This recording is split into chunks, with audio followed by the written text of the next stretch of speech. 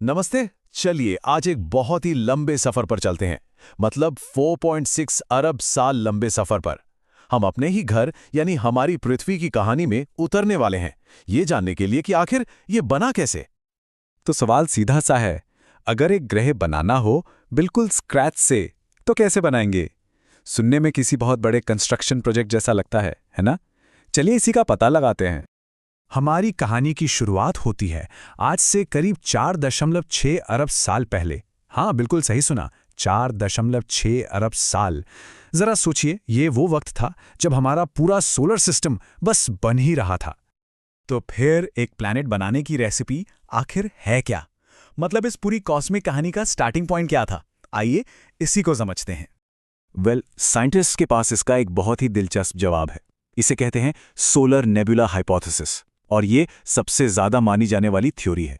सोचकर देखिए, हमारा पूरा का पूरा सोलर सिस्टम, सूरज, सारे प्लैनेट्स और हाँ, हमारी पृथ्वी भी, ये सब कुछ बस गैस और धूल के एक बहुत बड़े घूमते हुए बादल से बना है। सब कुछ बस वहीं से शुरू हुआ। तो ठीक है, कच्चा माल तो मिल गया, अब बारी थी कंस्ट्रक्शन की। ये वो हिस्सा है कहानी का जहां धूल का एक मामूली सा बादल एक असली प्लैनेट में बदलने लगता है। इसे हम कह सकते हैं द ग्रेट असेंबली। तो ये जो ग्रेट असेंबली थी, ये असल में 4 स्टेप्स में हुई। सबसे पहला स्टेप था कोलैप्स, यानी ढहना।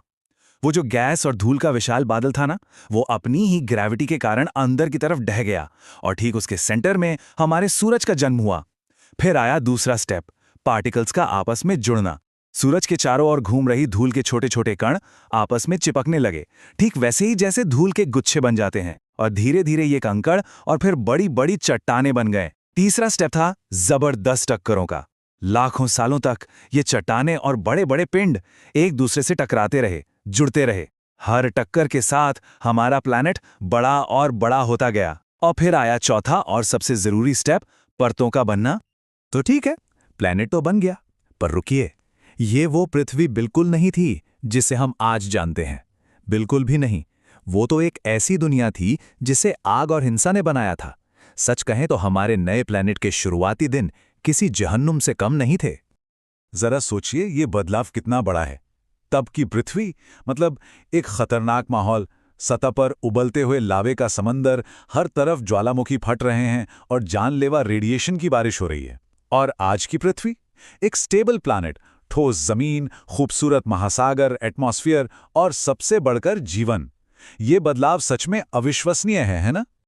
तो सवाल ये है कि ये बदलाव हुआ कैसे? जवाब एक शब्द में है, कूलिंग। लाखों करोड़ों सालों तक हमारा प्लैनेट धीरे धीरे ठंडा होता गया, और जैसे जैसे वो ठंडा हुआ उसकी सतह ठोस होती गई। बस यहीं से महासागरों और एटमॉस्फेयर के बनने का रास्ता साफ हो गया। तो चलिए इस पूरी एपिक जर्नी का एक क्विक रीकैप करते हैं। हमारी इस 4.6 अरब साल पुरानी कहानी के मेन माइलस्टोन्स क्या थे? ये टाइमलाइन सब कुछ क्लियर कर देती है। देखिए, 4.6 अरब साल पहले सोलर नेबुला कोलैप्स हुआ। फिर करीब 4.5 अरब साल पहले चट्टानों के जुड़ने से एक प्रोटो अर्थ, मतलब एक शुरुआती पृथ्वी बनी। उसके बाद लगभग 4.4 अरब साल पहले डिफरेंशिएशन हुआ, यानी ग्रह पिघला और परतों में बढ़ गया। और आखिर में लगभग 4 अरब साल पहले हमारा प्लैनेट ठंडा हुआ और उसकी सतह ठोस बन गई। तो इस पूरी कहानी से हमें क्या समझना है? बस 3 जरूरी बातें हैं।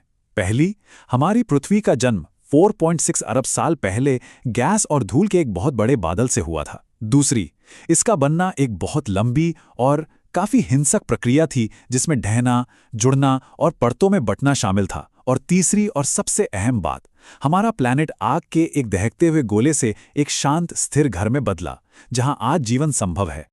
और ये सारी बातें हमें एक बहुत ही मजेदार सवाल पर लाकर खड़ा कर देती हैं। अगर ये हमारे अपने प्लैनेट के पास्ट की कहानी है, तो जरा सोचिए, आज इसी पल हमसे बहुत दूर उन सितारों के बीच नई दुनियाओं की कौन सी कहानियां लिखी जा रही होंगी।